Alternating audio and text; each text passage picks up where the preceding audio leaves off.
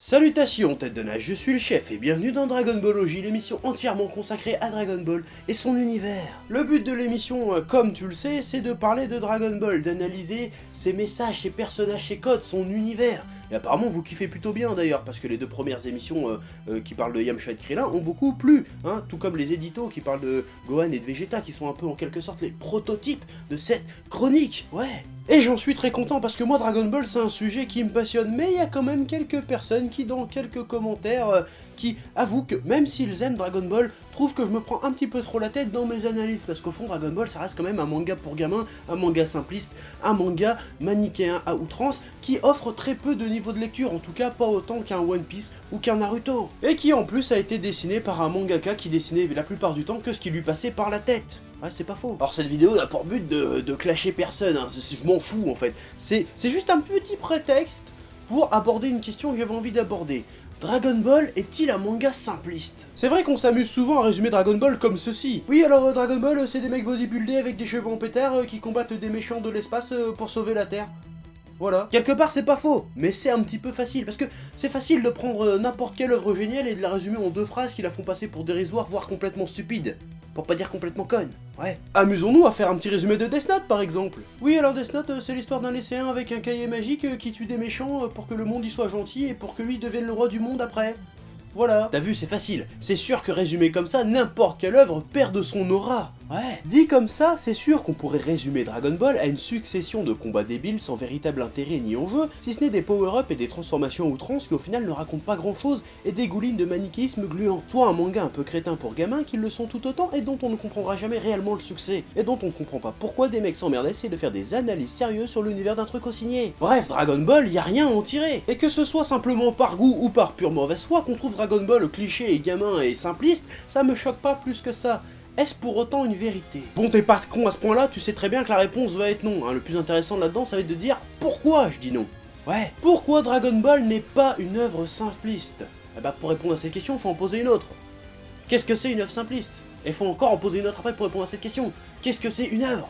Et pour répondre à ça, bah je vais balancer le Wikipédia, parce que voilà. Quand une œuvre sert la création d'un art, elle devient un moyen de communiquer en se rapprochant des valeurs esthétiques, car l'œuvre d'art possède un statut autotélique, c'est-à-dire qu'elle n'existe que par elle-même. Dans cette échelle de valeurs, l'esthétique ne s'entend que comme une philosophie de l'art, une réflexion sur les procédés techniques élaborés par l'homme, et sur les conditions sociales qui font tenir pour artistique un certain type d'action. Bon, j'ai pris qu'une partie de la définition parce que c'était un peu compliqué, et loin de moi de te traiter de neuneu, mais je vais reformuler un petit peu, en rajoutant des explications explicatives derrière. Ouais. En gros, une œuvre d'art de base et par définition sert à exprimer, communiquer, transmettre des sentiments, des émotions, des réflexions, des points de vue sur le monde, la société et l'humanité par l'art. Donc de base, toute œuvre, quelle qu'elle soit, est forcément porteuse d'intention ou d'un message, veut transmettre quelque chose. Ouais. Bon, et là tu me diras sûrement, oui, mais Toriyama, tout le monde sait que de toute façon il dessinait que ce qui lui passait par la tête, et tu vas sûrement après me sortir l'anecdote de la création du Super Saiyan par exemple, hein.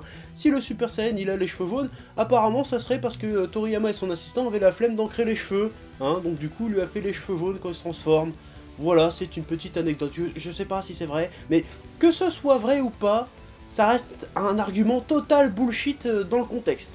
Voilà. Et je vais de ce pas t'expliquer pourquoi. Akira Toriyama, qu'on le veuille ou non, est un artiste. Et si la vocation première d'une œuvre d'art est de transmettre des réflexions, des émotions, des points de vue, c'est parce que c'est l'artiste qui les y a mis dedans. Donc Akira Toriyama, au travers de Dragon Ball, nous partage forcément ses émotions, ses réflexions, son point de vue sur la vie, le monde et tout ça. Et ça, qu'il en ait envie ou non. Qu'il en soit conscient ou non d'ailleurs. C'est pour ça que ton argument, il dessinait juste ce qui lui passait par la tête, et bah il vaut rien. J'ai envie de même dire plus.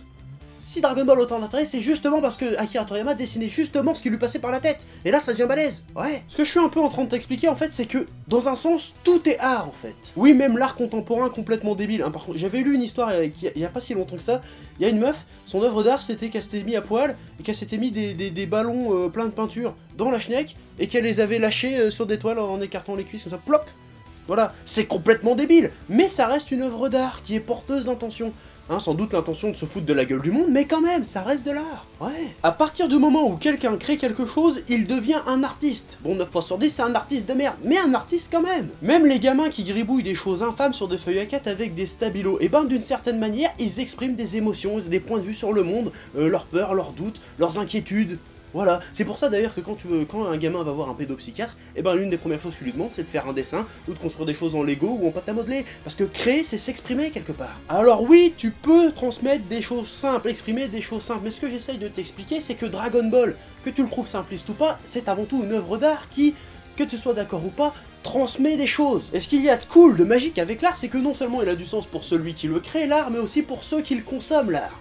Hein, là en l'occurrence je parle de toi, de moi, des lecteurs. Dragon Ball porte les intentions, quelles qu'elles soient, de Toriyama, transmet des émotions, un message, et ce message sera perçu différemment d'un lecteur à l'autre. Dragon Ball a autant de sens, autant d'interprétations qu'il y a de lecteurs. Alors il se peut que toi ça ne te parle pas du tout, c'est possible, et c'est pas grave. Il se peut aussi que ça te parle mais que tu sois bien incapable de dire pourquoi, parce que tu ne sais pas décoder ce qui fait qu'une œuvre te touche ou non. C'est là que des mecs comme moi interviennent, ou Pose Manga, ou le Fossoyeur de Film, ou Durandal, ou Boisdin, ou tout autre critique, qui vont décrypter pour toi ce langage artistique, mais qui le décrypteront selon leur sensibilité à eux, leur point de vue sur le monde à eux. Parce que oui, dans un sens, la critique est aussi un art.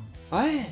Là, celle-là, tu l'as pas vu venir. Ce que j'essaye de t'expliquer depuis tout à l'heure, en dehors de tout contexte Dragon Ballesque, c'est qu'il n'existe pas réellement d'œuvre fondamentalement simpliste. Ça ne veut pas dire que tout est forcément super intelligent et complexe, hein. Tu peux très bien faire des trucs très cons. Hein. Ce que je veux dire, c'est qu'à partir du moment où une œuvre te parle, elle est digne d'intérêt, elle mérite une seconde lecture, elle mérite d'être analysée. Dragon Ball compte 42 volumes, des milliers de pages, des centaines de personnages, de lieux, et continue à fasciner des générations successives depuis plus de 30 ans. Ça veut dire qu'il y a des millions de gens qui ont été à un moment ou un autre touchés par Dragon Ball, ce que Toriyama a dessiné leur a parlé, leur a transmis quelque chose, qu'ils en soient conscients ou non. Est-ce qu'une œuvre qui a réussi à toucher et atteindre autant de monde de tant de manières différentes peut réellement être considérée comme simpliste? Comment ne peut-on pas, en dehors de tout jugement de valeur, la considérer comme digne d'intérêt? Moi aujourd'hui, même avec 20 ans de recul et tous les mangas que j'ai lus à côté, je reste encore passionné par Dragon Ball. Je pense que c'est une des œuvres les plus géniales jamais écrites et qu'elle est tout sauf simpliste. Mais ça, tu vois, c'est ma vision de Dragon Ball. Toi, tu as ta vision de Dragon Ball. Tu as tout à fait le droit de le trouver trop simple, trop niais, trop gamin, tout ce que tu veux. C'est pas grave. Tu as ton Dragon Ball, j'ai mon Dragon Ball, nous avons notre Dragon Ball.